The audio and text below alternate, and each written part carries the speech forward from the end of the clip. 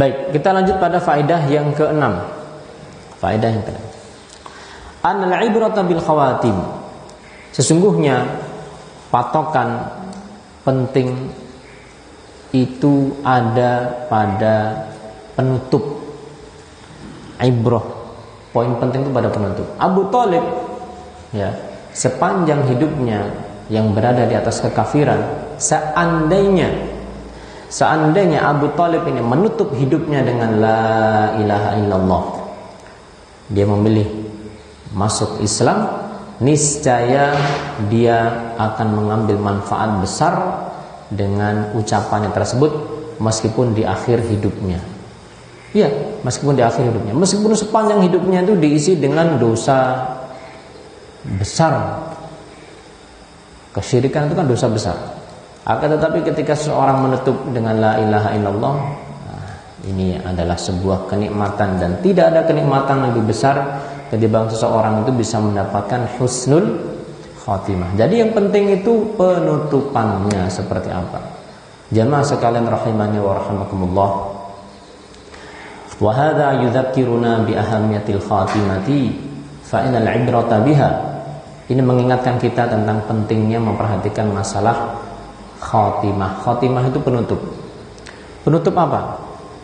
Penutup kehidupan kita terkait dengan konteks Abu Thalib. Abu Thalib ini kan mati kafir, ya. Maka tidak bermanfaat baginya pembelaannya kepada Nabi, perjuangannya kepada Nabi, dermawannya selama hidupnya, ya. Dia ikut sengsara membela Nabi, ikut diboikot, rela, itu tidak bermanfaat. Maka merenunglah kita seperti apa penutup kehidupan yang kita harapkan. Tentunya kita semuanya kalau ditanya pengennya husnul khotimah apa su'ul khotimah, kita pasti sepakat mengatakan kita semuanya pengen husnul khotimah, menutup hidup kita dengan yang baik, ya, karena itulah yang menjadi patokan. Wa man adraka qimatal khatimati fi hayatihi lam yaqtarif ma'siyatan khasyata an yahtima umruhu biha. Barang siapa yang mendapatkan, memahami, ya, betapa berharganya penutupan hidup ini, niscaya dia akan berhati-hati dari perbuatan maksiat. Kenapa? Khawatir nanti ditutup umurnya itu dengan perbuatan maksiat tersebut. Na'udzubillah, thumma na'udzubillah, nas'alullah as-salamul afiyah. Semoga Allah memberikan kepada saya dan juga jamaah sekalian husnul khatimah. Amin ya rabbal alamin. Allah mengatakan, ya ayyuhalladzina amanu taqullaha haqqa tuqatih wa la tamutunna illa wa antum muslimun. Wahai orang-orang beriman, bertakwalah kepada Allah dengan sebenar-benarnya, dan janganlah kalian mati kecuali dalam keadaan muslim. Allah memerintahkan kita untuk bertakwa, tapi bukan sembarang takwa. Haqqa tuqatih, serius beneran takwanya. Dan janganlah kalian mati kecuali dalam keadaan muslim. Mati itu kan mesti, Pak. Ya, saya juga akan mati. Kita semuanya akan mati. Cuman kita tidak tahu bagaimana kita akan mengakhiri hidup kita. Janganlah seseorang itu berangan-angan atau dia memiliki keyakinan, oh saya nanti pasti mati dengan husnul khotimah. Tidak ada yang menjamin. Tapi hal itu bisa kita usahakan. Dengan apa? Dengan kita senantiasa mengagungkan apa yang Allah agungkan. Apa yang Allah agungkan? Sekarang kita lihat apa yang Allah agungkan. Allah tuh mengagungkan, menganggap penting syahadat la ilaha illallah Muhammad Rasulullah. Kita pelajari apa sih syahadat itu, maksudnya, kandungannya, konsekuensinya, pembatalnya. Allah juga mengagungkan perkara sholat, ya. Sholat kita jaga. Kemudian apa? Zakat kita perhatikan. Saum kita perhatikan. Haji, nah, itu kan rukun Islam. Amalan-amalan yang terpenting dalam Islam itu ya rukun Islam itu. Kita agungkan itu. Maka kita hati-hati. Ya, kalau sudah masalah umpamanya tauhid, syirik, itu hati-hati. Salat, kita hati-hati. Ya. Itu rukun Islam kita. Tidak ada Islam bagi orang yang tidak mengesahkan Allah. Enggak ada Islam bagi orang yang enggak salat. Ya. Orang enggak salat kok Islam itu dari mana? Jadi kalau orang yang tidak memperhatikan hal-hal tersebut sepanjang hidupnya, wajar dong. Kalau kemudian apa? Allah ganjar dia dengan su'ul khatimah. Al jazaa'u min jinsil amal. Balasan itu sesuai dengan amal perbuatan. Maka kalau kita ingin hidup kita ini ditutup dengan husnul khatimah, perhatikan hal-hal yang terpenting dalam hidup kita ini, rukun Islam. Syahadat la ilaha illallah. Kita menjauhi kesyirikan. Semoga nanti di akhir hidup kita akan diberikan kemudahan dan taufik oleh Allah Subhanahu wa taala untuk mengucapkan apa? La ilaha illallah dengan penuh keyakinan. Nabi mengingatkan dan mengatakan, "Man akhiru kalamihi la ilaha illallah dakhalal jannah." Barang siapa yang akhir ucapannya di dunia ini la ilaha illallah, pasti masuk surga. Wah, nanti saya bisa itu mengucapkan la ilaha illallah. Oh iya, belum tentu. Ya, ketika seseorang umpamanya dia, semoga Allah menjaga kita semuanya, dia harus dirawat di rumah sakit, masuk ruang ICU, semuanya kabel, nggak boleh ditengok misalnya, dia sendiri, ya kan? Siapa yang mau bantu dia talqin la ilaha illallah? Siapa coba? Maka di situ dia benar butuh pertolongan Allah Subhanahu wa taala. Padahal iblis dan bala tentaranya mereka mengatakan, dan ini disebutkan dalam hadis, kalau orang udah mau meninggal, ini goda orang ini. Sekali ini lepas, sudah lepas itu. Maka di akhir hidupnya itu apa? Ya, orang itu akan digoda oleh syaitan. Jangankan kita, Imam Ahmad bin Hanbal, Imam Ahlus Sunnah wal Jamaah, yang dikenal dengan ketakwaannya, dengan kezuhudannya, dengan waraknya. Beliau di akhir hidupnya itu, ketika sakit demam, ya sakit, beliau itu ditunggui oleh anaknya. Kemudian apa? Beliau sempat mengatakan, pergi kamu. Ketika beliau sadar, ditanya, ada apa? Itu tadi ada iblis. Iblis itu menggigit kaki saya, menggigit kaki bapakmu ini. Seraya mengatakan begini, tipuannya, hei Ahmad, kamu sudah lolos dariku. Apa kata Imam Ahmad? Enggak, belum. Kamu pergi, kamu buruk. Pergi, kamu syaitan, pergi. Maksudnya apa? Belum. Orang itu sudah lolos ketika apa? Ketika sudah dicabut nyawanya dalam keadaan la ilaha illallah, dalam keadaan muslim.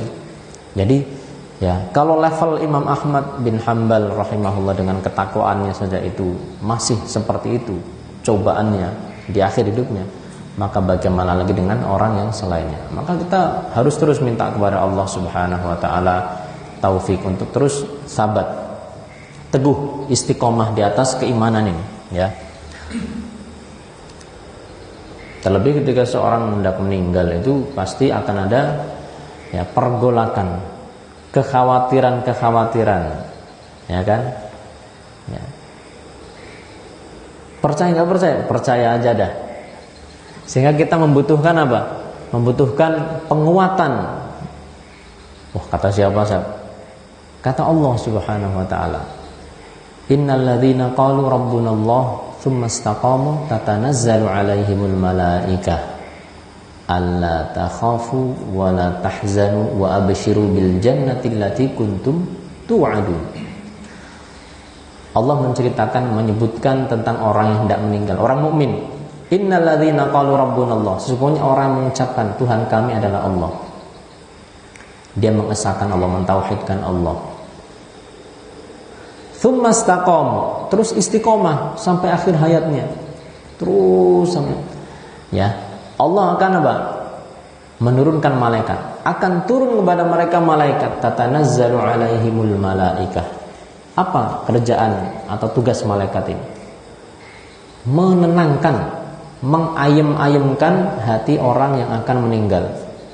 Ini malaikat nggak kelihatan sama orang yang di sebelahnya. Yang bisa melihat adalah orang yang akan meninggal. Kalau dia sudah lihat itu, dan semoga kita termasuk orang-orang melihat itu nanti, berarti sudah pergi gitu. Artinya sudah akan pergi, nggak akan kembali lagi. Kalau orang sakit keras, koma, belum melihat kayak gitu, oh belum akan mati. Tapi kalau sudah lihat kayak itu, ini udah waktu pergi. Malaikat itu akan mengatakan, Allah takhafu, nggak usah takut, kamu nggak usah takut. Wala tahzan, nggak usah sedih, nggak usah kamu takut. Apa maksudnya?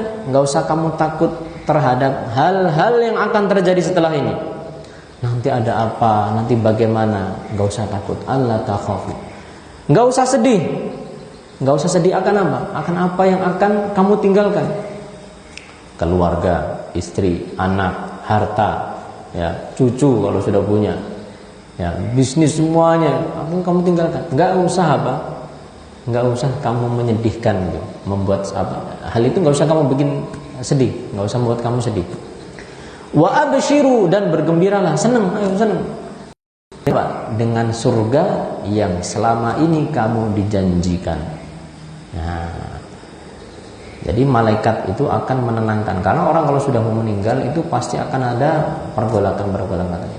Maka semoga Allah Subhanahu wa taala memberikan saya dan juga jamaah sekalian taufik untuk istiqomah hingga akhir hayat kelak. Karena kita tidak tahu, sekali lagi jangan kita ya memiliki keyakinan bahwa kita akan meninggal terus nanti ada yang nalkin. Ya, kalau nalkin, ya, la ilaha illallah, alhamdulillah. Ya. Wong ada orang yang ditalkin saja la ilaha illallah, yang keluar itu apa? Skak, atau katanya. Kata Imam Ibnul Qayyim, dia mau meninggal, ditalkin la ilaha illallah, yang keluar itu skak.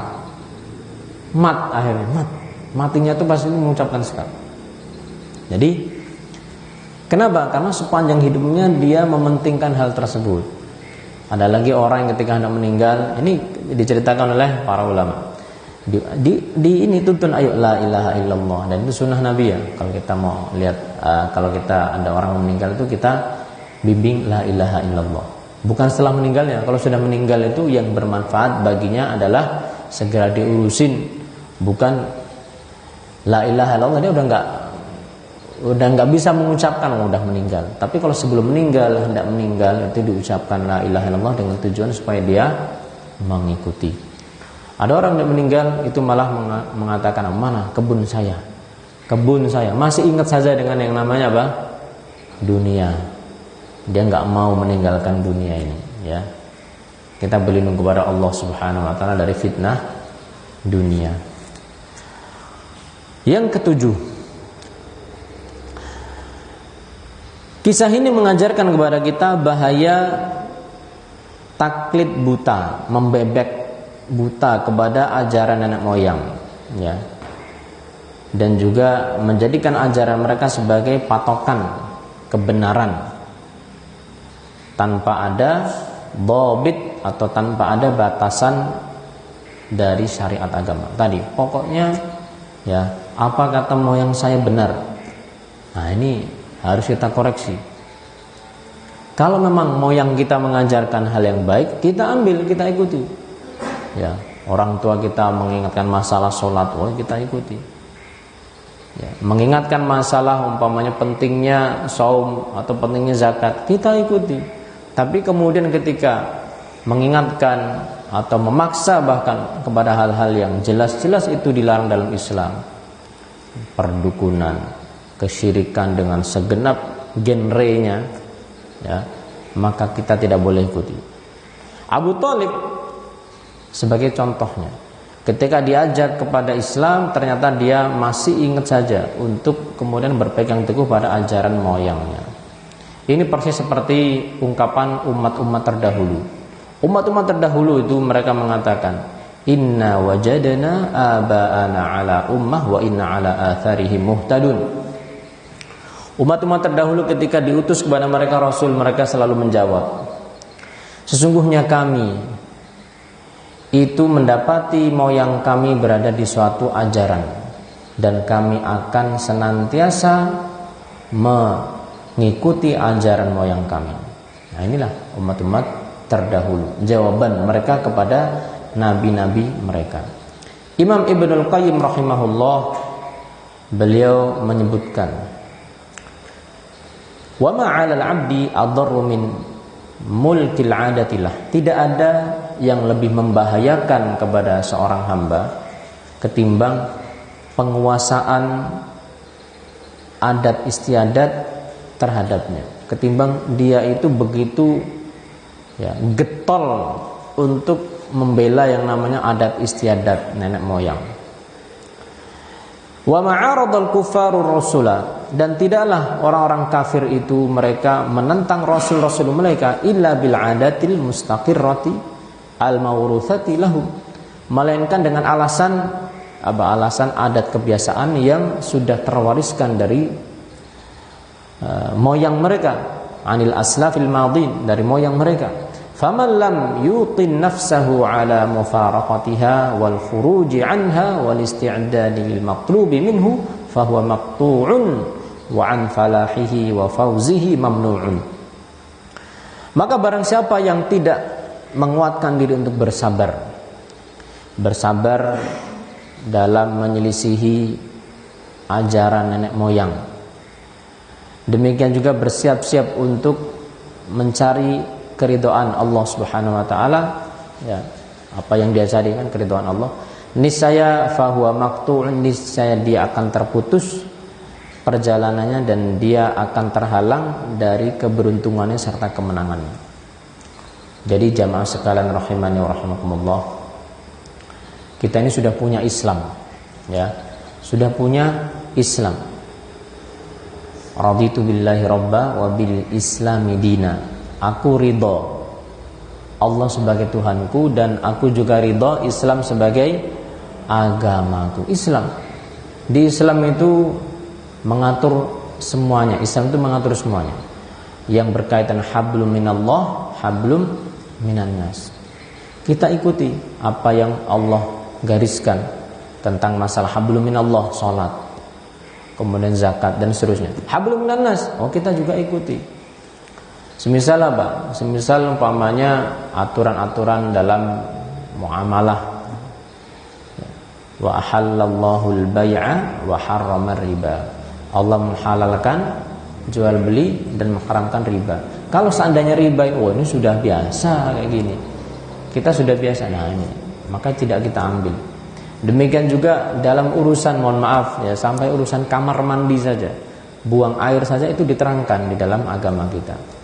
Maka urusan-urusan yang berkaitan dengan kelahiran, kematian seseorang itu sudah ada aturannya dalam Islam, Maka marilah kita berusaha untuk senantiasa menjalankan Islam yang sebenarnya, bagaimana aturan Allah, dan tidak menggunakan adat istiadat yang bertentangan.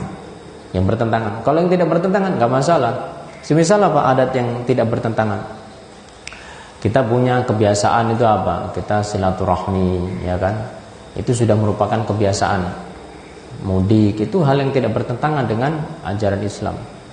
Akan tetapi hal-hal yang misalnya berkaitan dengan kebiasaan yang pernah kita bahas di sini juga,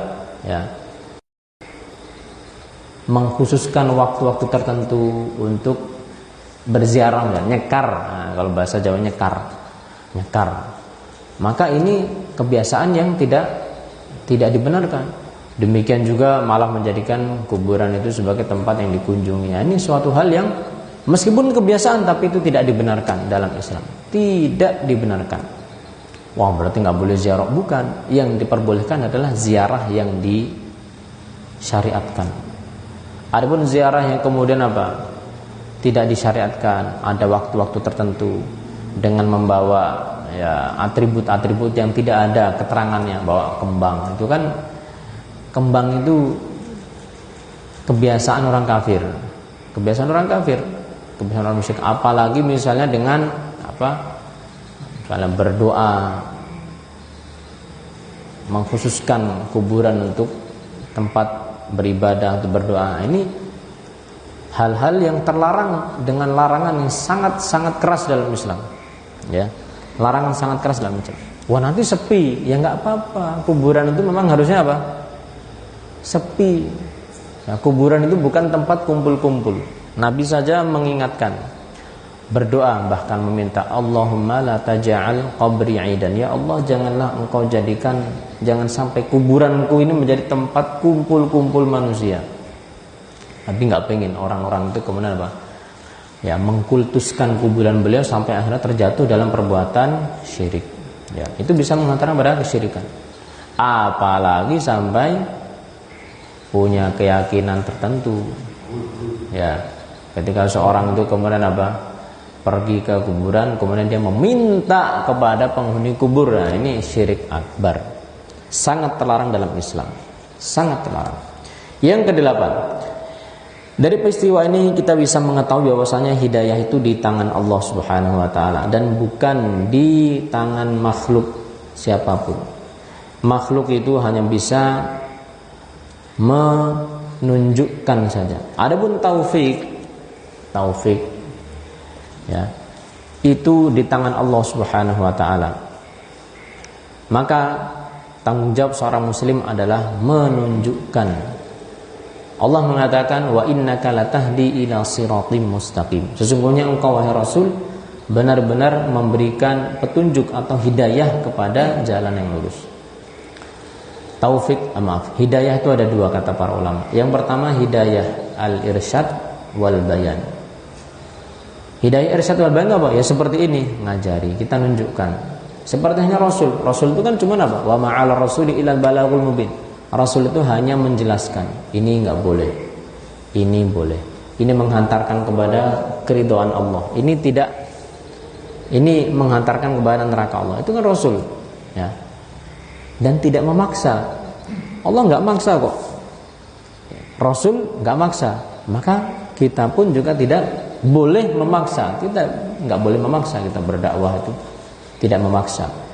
Allah mengatakan faman syaa'a falyu'min wa man syaa'a falyakfur. Silakan. Yang mau beriman silakan iman. Yang mau kafir silakan kafir. Nanti semuanya akan dapat apa? Dapat ganjarannya. Masing-masing akan mendapatkan sesuai dengan usahanya. Hidayah jenis kedua adalah hidayah taufik, yaitu kehendak serta keinginan untuk melakukan perbuatan yang baik ataupun meninggalkan perbuatan yang buruk. Ini dari Allah Subhanahu wa ta'ala. Allah mengatakan, innaka la tahdi man ahbabta walakinnallaha yahdi man yasha. Sesungguhnya engkau wahai Rasul tidak bisa memberikan hidayah kepada orang yang engkau cintai, yang engkau inginkan untuk mendapatkan hidayah. Enggak bisa. Akan tetapi Allah lah yang memberikan hidayah kepada siapa yang Dia kehendaki, wa huwa a'lamu bil muhtadin, dan Allah lebih tahu siapa yang berhak mendapatkan hidayah. Maka di dalam ayat ini ada azaun lil muslim, ada pelipur lara bagi seorang muslim ketika dia mendapatkan terkadang usahanya itu seolah-olah sia-sia belaka. Sudah diajak ternyata akhirnya apa? Ya, akhirnya endingnya itu bukan happy ending. Seperti halnya Abu Thalib. Maka hendaknya dia mengingat bagaimana Rasul Shallallahu Alaihi Wasallam saja tidak berhasil untuk mendakwahi mendakwahi siapa? Abu Thalib, ya, di akhir hidupnya. Sehingga dia tidak perlu apa? Gusar. Lawong Nabi saja ternyata pamannya tidak mau ikut. Ya. Nah, terus tugas kita bagaimana? Tugas kita hanya menyampaikan, mengajarkan, menunjukkan, mensupport, memfasilitasi, mendoakan. Adapun bagaimananya Allah Subhanahu wa taala yang memiliki kuasa, untuk memberikan hidayah. Yang kesembilan, kisah ini memberikan faedah bagaimana kerasnya azab neraka. Semoga Allah melindungi kita dan juga keluarga kita semuanya, orang tua kita semuanya dari neraka. Abu Thalib itu nerakanya di bagian pinggir, fi dahdahin minan nar. Akan tetapi, ya, meskipun di bagian pinggir di mana dia akan mengenakan sandal dari neraka, akan tetapi itu sudah cukup untuk mendidihkan otaknya Abu Thalib. Jadi pakai sendal, dan dia menyangka bahwa dia orang yang paling keras siksaannya. Padahal Abu Thalib itu ahwanu ahlin nari adaban. Abu Thalib itu adalah orang yang paling enteng azabnya. Entengnya gimana? Ditaruh di pinggir atau pinggiran neraka, pakai sendal, kepalanya mendidih. Nas'alullah as-salamah wal afiyah. Maka bagaimana lagi dengan orang-orang yang mendapatkan siksaan yang di atas itu? Kita jamaah sekalian rahimani wa rahimakumullah, kita harus hadirkan di dalam hidup kita itu ada al-khauf dan roja. Khauf, rasa takut, juga harap. Kita berharap agar Allah mengampuni kita, ya. Tetapi kita juga takut dari apa? Kemurkaan atau azab Allah Subhanahu wa taala. Allah itu kan Maha Pengampun, iya.